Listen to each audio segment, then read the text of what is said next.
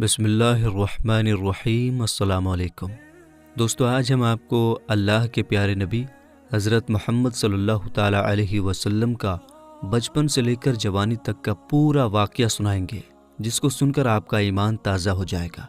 اس لیے آپ سے ریکویسٹ ہے کہ ویڈیو آخر تک ضرور دیکھیے گا۔ دوستو، پہلے عرب کے قبیلوں کا جاہلانہ رواج تھا۔ ہر قبیلے کا اپنا اپنا مذہب تھا اور ان سب کے دیوی دیوتا بھی الگ الگ تھے۔ کوئی مورتی کی پوجا کرتا تھا تو کوئی آگ کی۔ یہودیوں اور عیسائیوں کے بھی قبیلے تھے اور وہ بھی مذہب کے بگاڑ کے شکار تھے۔ اس وقت لوگ اللہ کو چھوڑ کر انسانوں اور پیڑ پہاڑوں کی پوجا کرنے میں لگے ہوئے تھے۔ پورے عرب میں دنگا فساد عام تھا۔ عورتیں اور بچے محفوظ نہیں تھے۔ لوگوں کی جان اور مال کی حفاظت کی کوئی گارنٹی نہیں تھی۔ اس اندھیرے دور سے دنیا کو باہر نکالنے کے لیے اللہ نے حضرت محمد صلی اللہ تعالیٰ علیہ وسلم کو اپنا پیغمبر بنا کر اس دنیا میں بھیجا۔ دوستو، حضور صلی اللہ تعالیٰ علیہ وسلم 12 ربیع الاول 571 عیسوی میں پیر کے دن اور صبح صادق یعنی فجر کے وقت مکہ میں پیدا ہوئے۔ آپ کے پیدا ہوتے ہی آپ کے دادا عبد المطلب آپ کو گود میں اٹھا کر کعبہ شریف میں لے گئے، آپ کے لیے دعائیں کی اور آپ کا نام رکھا محمد۔ پوتے کی پیدائش کی خوشی میں آپ کے دادا نے 7ویں دن اپنے قبیلے کے لوگوں کی دعوت کی۔ لوگوں نے آ کر آپ کے دادا سے پوچھا کہ آپ نے ان کا نام محمد کیوں رکھا ہے؟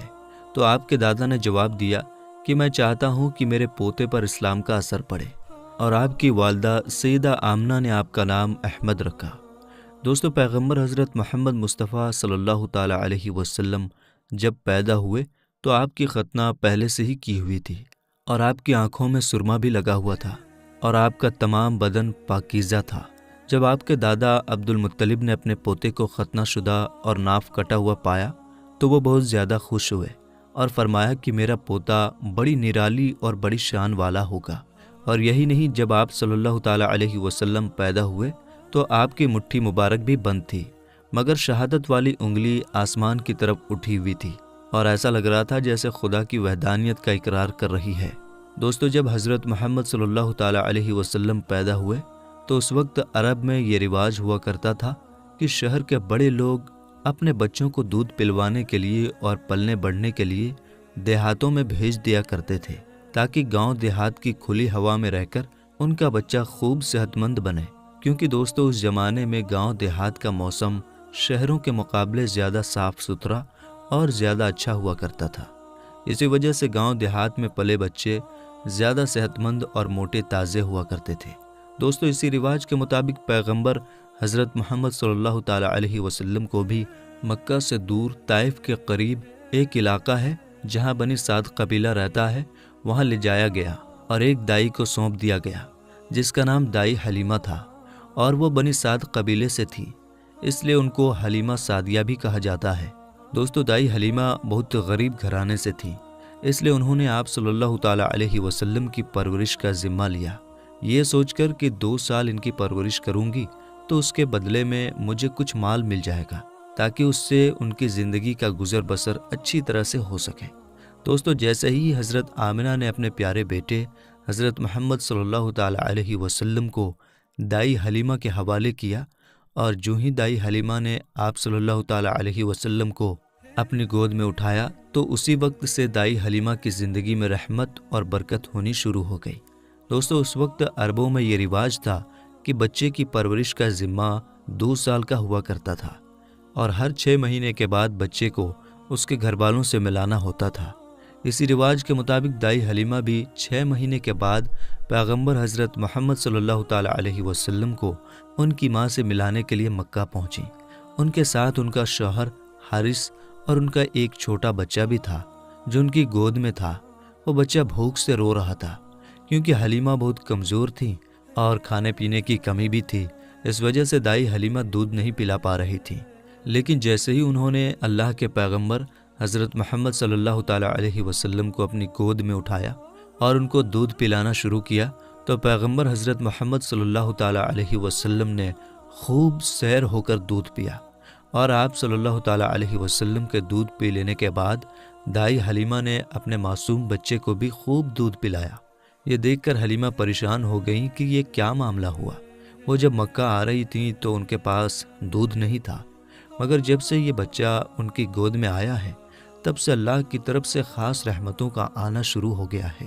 دوستو، اس کے بعد دائی حلیمہ اپنے شوہر حارث اور اپنے بچے اور پیغمبر حضرت محمد صلی اللہ تعالیٰ علیہ وسلم کے ساتھ ایک دبلی پتلی سی اونٹنی پر سوار ہو گئیں۔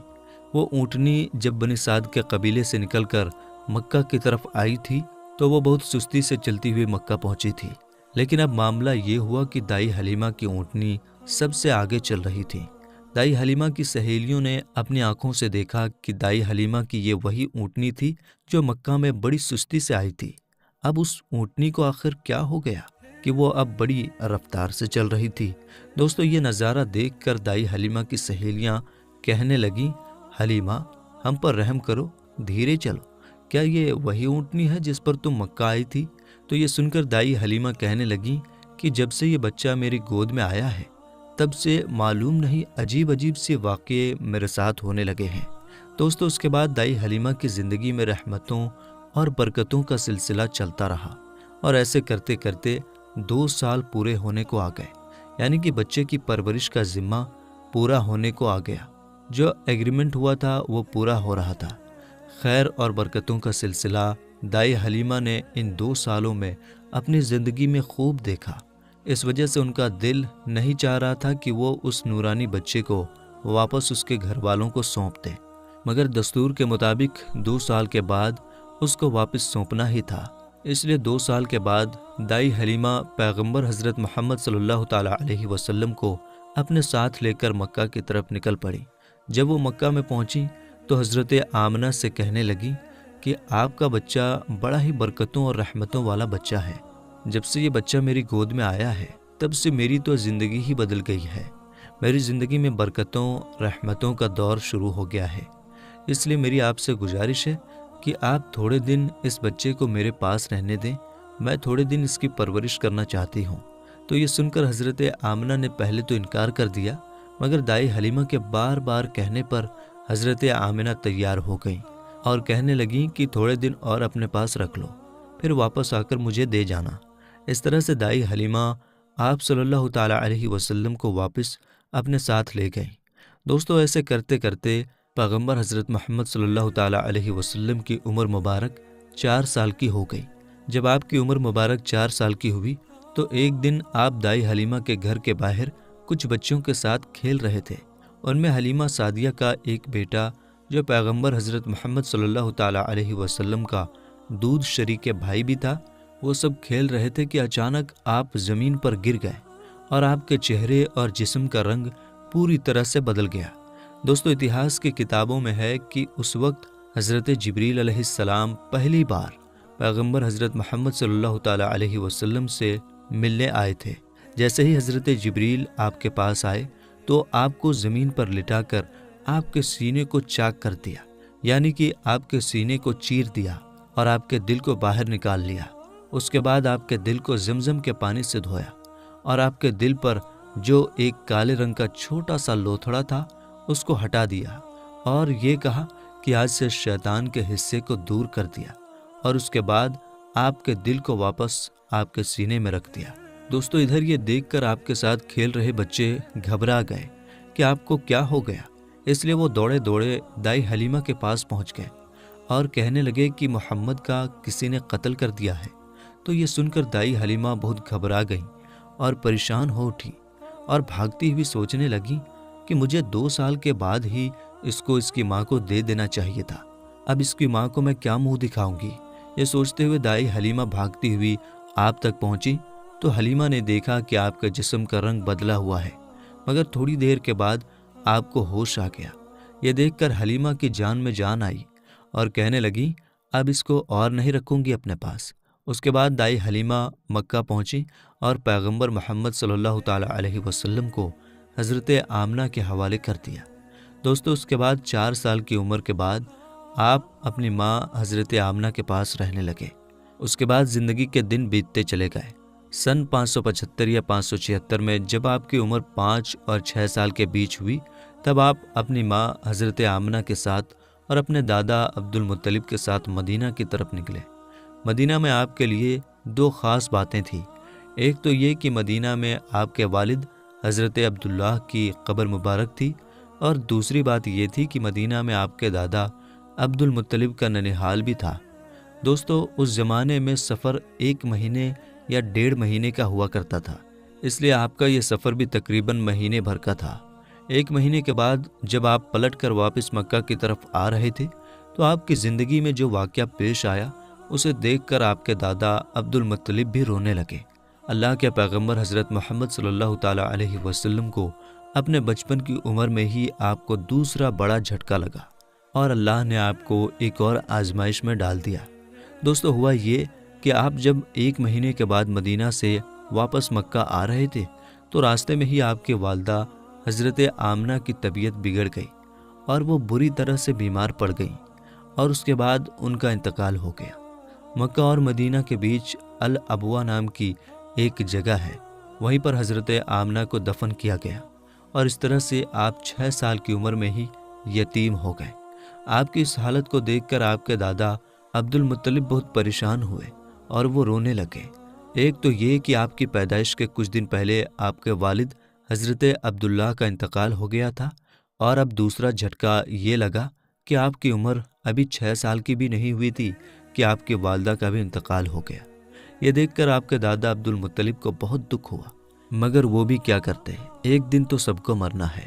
اس کے بعد آپ کے دادا عبد المطلب نے آپ کو اپنی گود میں اٹھایا اور مکہ کی اور چل پڑے، اس فکر کے ساتھ، اس سوچ کے ساتھ کہ آخر اس معصوم سے بچے کے ساتھ ایسا کیوں ہو رہا ہے۔ دوستو، آپ ذرا سوچ کر دیکھیے کہ ان بچوں پر کیا بیتتی ہوگی جو بچپن میں ہی یتیم ہو جاتے ہیں، جن کے والد اور والدہ کا انتقال بچپن میں ہی ہو جاتا ہے۔ اس کے بعد ایسے بچوں کو لوگ دھتکار بھری نظروں سے دیکھتے ہیں، پھر ایسے بچوں کے ساتھ اچھا برتاؤ بھی نہیں کیا جاتا۔ مگر آپ کے ساتھ اللہ کی مدد تھی، جیسا کہ اللہ نے خود قرآن پاک میں ارشاد فرمایا ہے کہ آپ کے یتیم ہونے پر اللہ کی مدد آپ کے ساتھ تھی۔ اسی وجہ سے آپ کے ساتھ اچھا معاملہ پیش آیا اور اللہ نے آپ کو سہارا دیا۔ دوستو، اس کے بعد آپ کے دادا عبد المطلب آپ کو غم کے ساتھ لے کر مکہ میں پہنچے۔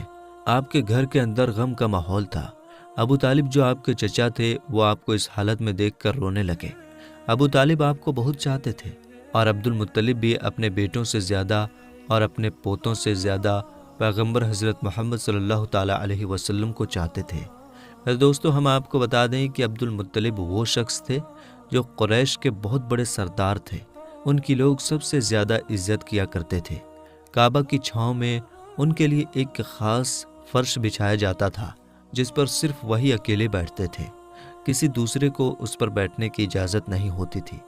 اللہ کے پیغمبر حضرت محمد صلی اللہ تعالیٰ علیہ وسلم ابھی چھوٹے تھے، کھیلتے کھیلتے وہاں پر آ جایا کرتے تھے اور آ کر اس پر بیٹھ جایا کرتے تھے، اور حضرت عبد المطلب کے ساتھ ہی آگے آتے تاکہ ان کو اٹھا کر وہاں سے الگ بٹھا دیا جائے، لیکن عبد المطلب ان کو روکتے تھے اور کہتے تھے کہ یہ میرا پوتا ہے اور اسے بیٹھنے دو۔ پھر آپ کے دادا آپ کے سر پر اور آپ کی پیٹھ پر ہاتھ پھیرتے اور آپ کو اپنے پاس بٹھا لیتے تھے۔ دوستو، کہنے کا مطلب یہ ہے کہ آپ کے دادا عبد المطلب کے دل میں آپ کے لیے محبت کوٹ کوٹ کر بھری ہوئی تھی۔ آپ کی وہ ہر خواہش کا خیال رکھتے تھے، آپ کی ہر ضرورت کو وہ پورا کیا کرتے تھے، آپ کو کسی بھی طرح کی کوئی تکلیف نہیں ہونے دیتے تھے۔ وہ ہمیشہ آپ کو اپنے ساتھ رکھتے، اپنے ساتھ میں گھماتے پھراتے اور ہمیشہ آپ کو خوش رکھتے۔ دوستو، ایسا کرتے کرتے دن بیتتے چلے گئے۔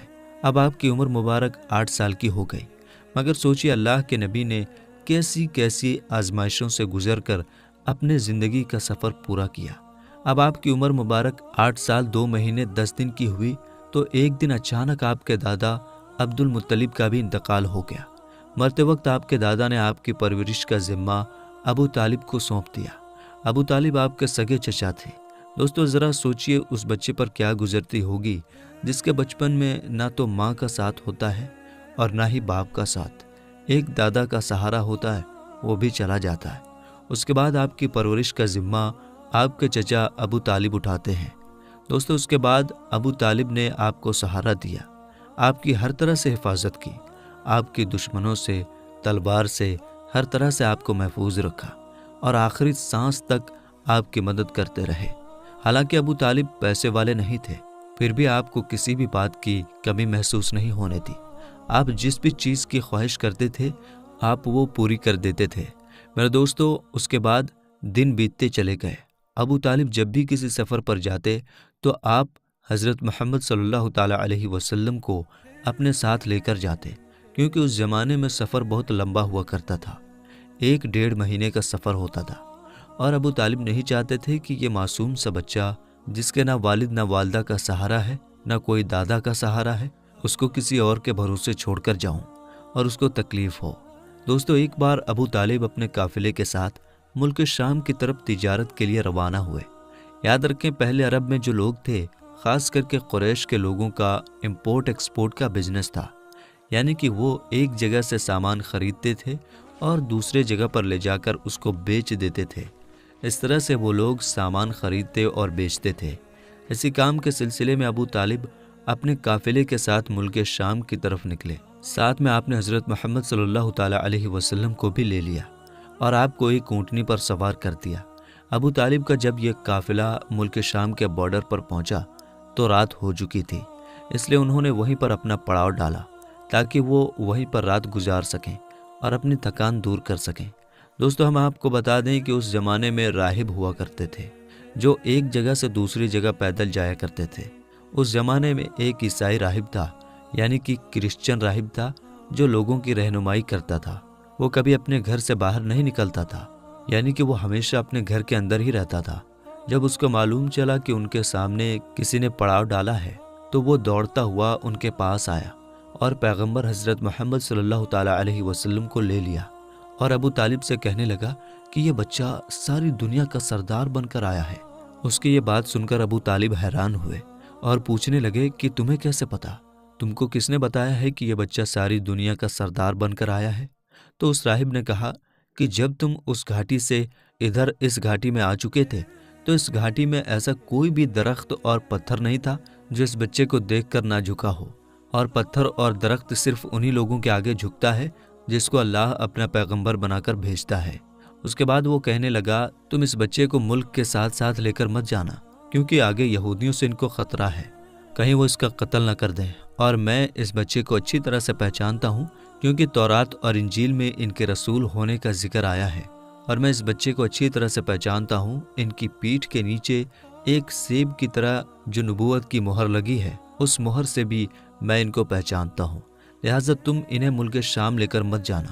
دوستو، اب ابو طالب کو اس راہب کی باتوں پر یقین آ چکا تھا کہ وہ جو کہہ رہا ہے بالکل سچ کہہ رہا ہے۔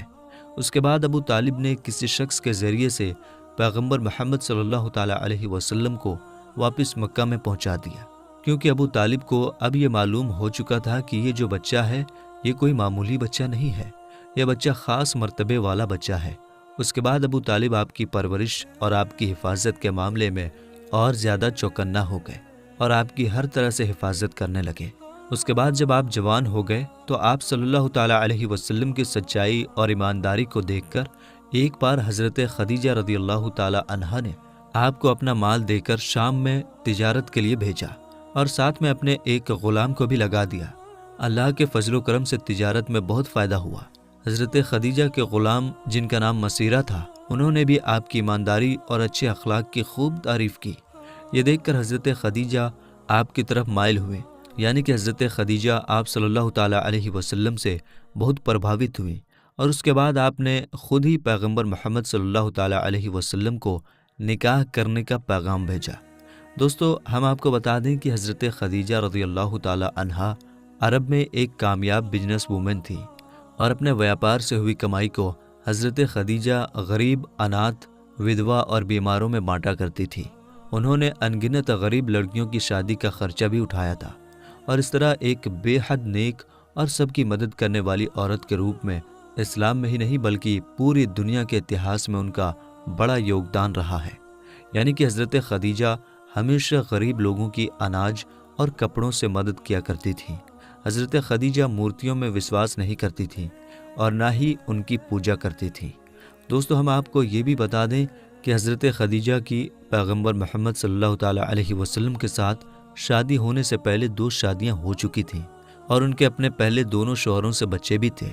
انہوں نے اپنا پہلا نکاح ابو حالہ سے کیا تھا، جن سے ان کو 2 بیٹی ہوئی تھی۔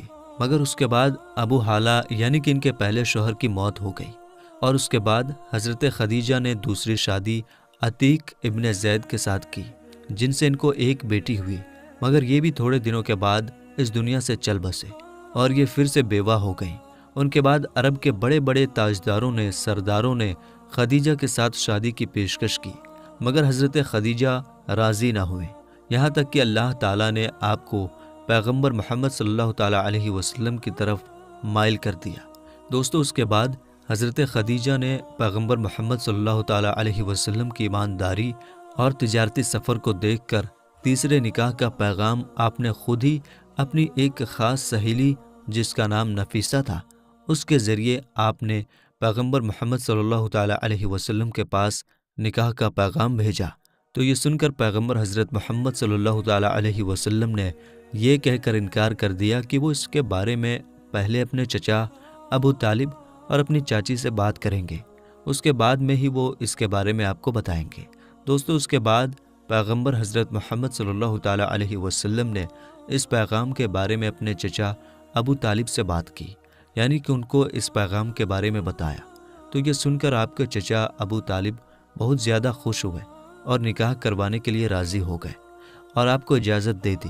آپ کے چچا حضرت حمزہ نے خدیجہ کے چچا عمرو بن سعود سے رسول اللہ صلی اللہ تعالیٰ علیہ وسلم کے ولی یعنی کہ بڑے ہونے کی حیثیت سے بات چیت کی اور 20 اونٹنی مہر یعنی کہ نکاح کے وقت عورت یا بیوی کو دی جانے والی رقم یا جو آپ کی حیثیت میں ہو، یہ دے کر آپ کے چاچا ابو طالب نے آپ کا نکاح پڑھا دیا۔ دوستو، اس کے بعد حضرت خدیجہ اور پیغمبر محمد صلی اللہ تعالیٰ علیہ وسلم کے نکاح کا خطبہ آپ کے چاچا ابو طالب نے پڑھا۔ اس میں اللہ کی حمد و ثنا کی گئی۔ اس کے بعد قبول نامہ ہوا اور مہر بیان کیا گیا۔ مہر میں 20 اونٹنی لکھی گئی۔ دوستو، یہ ملک شام کی واپسی کے 2 مہینے کے بعد کی بات ہے۔ اس وقت آپ کی عمر 25 سال کی تھی اور حضرت خدیجہ کی عمر 40 سال تھی۔ حضرت خدیجہ آپ کی پہلی بیوی تھی۔ حضرت خدیجہ کے جیتے جی آپ نے کسی اور عورت کے ساتھ شادی نہیں کی۔ آپ کی تمام اولادیں بھی انہی سے ہوئی ہیں، صرف حضرت ابراہیم حضرت ماریہ سے پیدا ہوئے تھے۔ دوستو، پیغمبر حضرت محمد صلی اللہ تعالیٰ علیہ وسلم اور حضرت خدیجہ رضی اللہ تعالیٰ عنہا کی اولادیں یہ ہیں، یعنی کہ آپ کی اولادوں کے نام یہ ہیں: پہلے قاسم، پھر زینب، پھر رقیہ، پھر ام کلثوم، پھر فاطمہ اور پھر عبداللہ۔ آپ کے تمام لڑکے بچپن میں ہی انتقال کر گئے تھے، البتہ آدھی بچیوں نے آدھی نبوت کو پایا، ایمان لائی اور ہجرت بھی کی، اور سب کی سب آپ کی زندگی میں ہی انتقال کر گئی۔ صرف حضرت فاطمہ رضی اللہ تعالیٰ عنہا آپ کے اس دنیا سے پردہ فرما جانے کے 6 مہینے بعد اس دنیا سے رخصت ہوئیں۔ حضرت خدیجہ رضی اللہ تعالیٰ عنہا آپ کی پہلی بیوی ہیں۔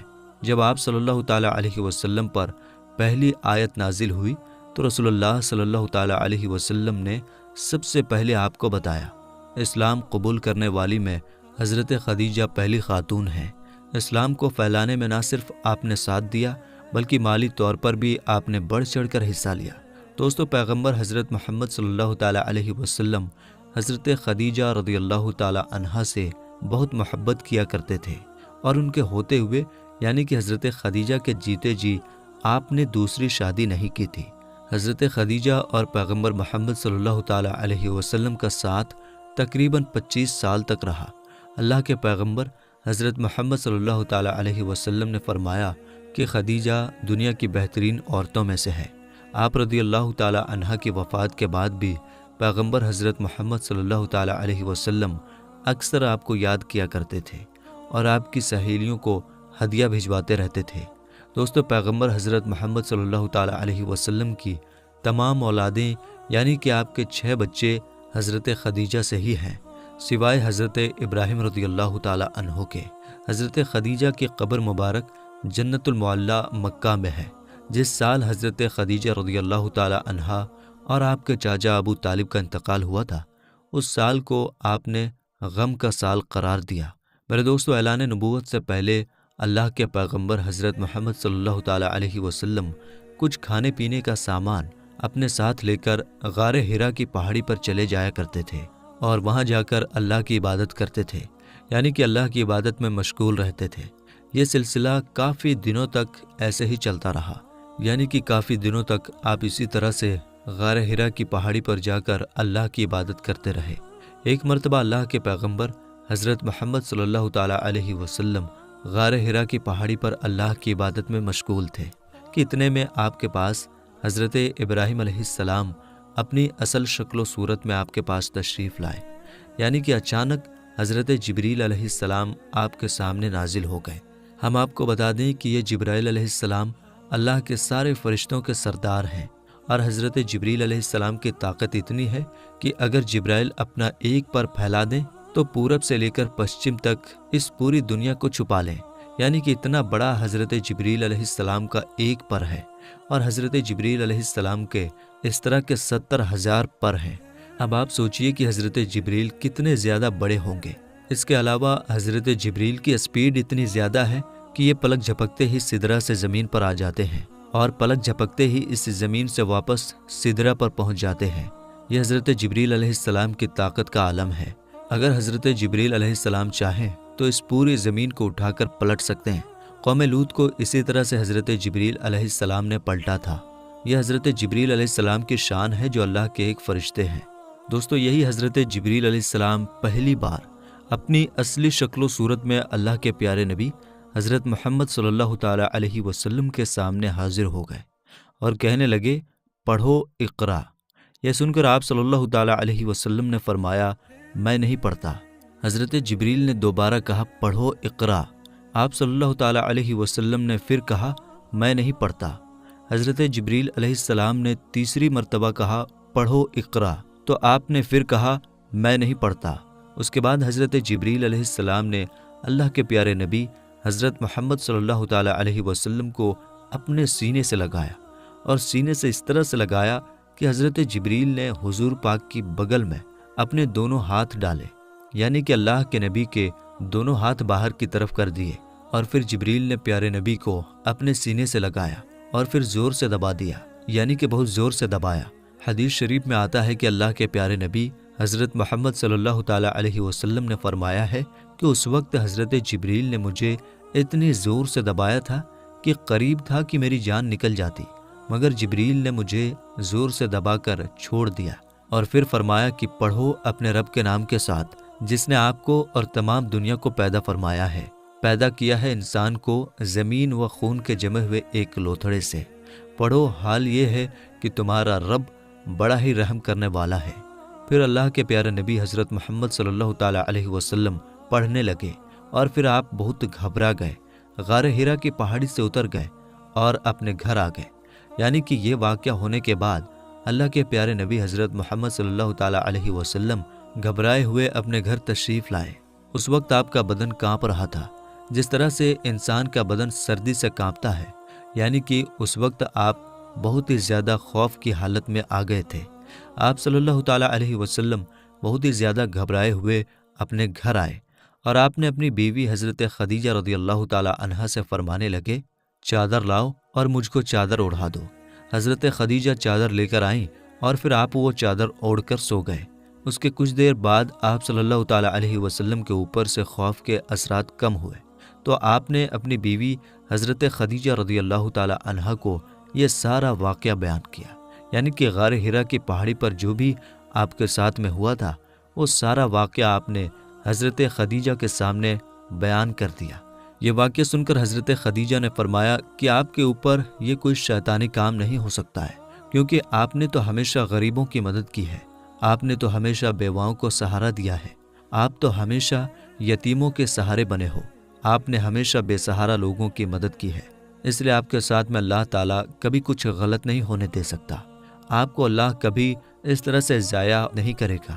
دوستو، اس کے بعد میں حضرت خدیجہ اللہ کے پیارے نبی حضرت محمد صلی اللہ تعالیٰ علیہ وسلم کو ساتھ میں لے کر اپنے چچا زاد بھائی حضرت براق ابن نوفل کے پاس پہنچے، جو کہ اس وقت یہودیوں کے ایک بہت بڑے عالم ہوا کرتے تھے۔ یہ اصل میں پہلے مشرک تھے، یعنی کہ بت پرست تھے، لیکن یہ بہت ہی زیادہ تعلیم یافتہ تھے، اس لیے بعد میں انہوں نے عیسائی دھرم کو قبول کر لیا تھا، اور پھر انہوں نے تورات اور انجیل کو حفظ بھی کر لیا تھا، یعنی کہ یہ اس وقت تورات کے ایک بہت ہی بڑے عالم تھے۔ اس لیے حضرت خدیجہ اللہ کے پیارے نبی حضرت محمد صلی اللہ تعالیٰ علیہ وسلم کو ساتھ میں لے کر اپنے چچا زاد بھائی کے پاس پہنچی اور جا کر سارا واقعہ بیان کر دیا۔ حضرت براق ابن نوفل کے اس وقت اپنے بڑھاپے کی وجہ سے بینائی چلی گئی تھی، یعنی کہ اس وقت وہ دیکھ نہیں پا رہے تھے۔ جب انہوں نے اللہ کے نبی حضرت محمد صلی اللہ تعالیٰ علیہ وسلم کی حالت سنی تو پوچھنے لگے کہ آپ کو کیا ہوا؟ تو آپ صلی اللہ تعالیٰ علیہ وسلم نے فرمایا کہ میں غار ہرا کی پہاڑی پر اللہ کی عبادت میں مشغول تھا۔ اتنے میں میرے پاس اس طرح سے ایک بہت بڑا شخص اچانک میرے سامنے آ گیا اور پھر کہنے لگا کہ پڑھو۔ جب میں نے نہیں پڑھا تو اس نے پھر اپنے سینے سے لگا کر مجھ کو بہت ہی زور سے دبایا، پھر میں نے پڑھنا شروع کر دیا۔ اب دوستو، جیسا کہ ہم نے آپ کو پہلے بتایا کہ حضرت براق ابن نوفل اس وقت کی تورات اور انجیل کے ایک بہت بڑے عالم تھے، اس لیے وہ اللہ کے آخری نبی کے آنے کی تمام نشانیوں کے بارے میں اچھی طرح سے جانتے تھے۔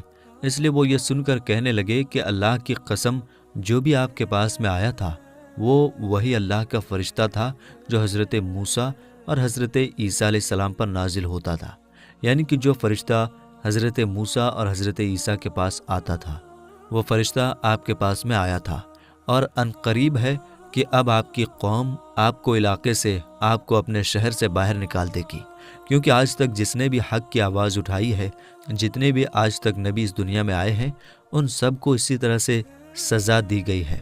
کیونکہ حضرت براق ابن نوفل تورات اور انجیل کے بہت بڑے عالم تھے، اس لیے وہ اللہ کے آخری نبی کے آنے کی تمام نشانیوں سے اچھی طرح سے واقف تھے، اس لیے انہوں نے یہ ساری باتیں آپ کو بتا دیں۔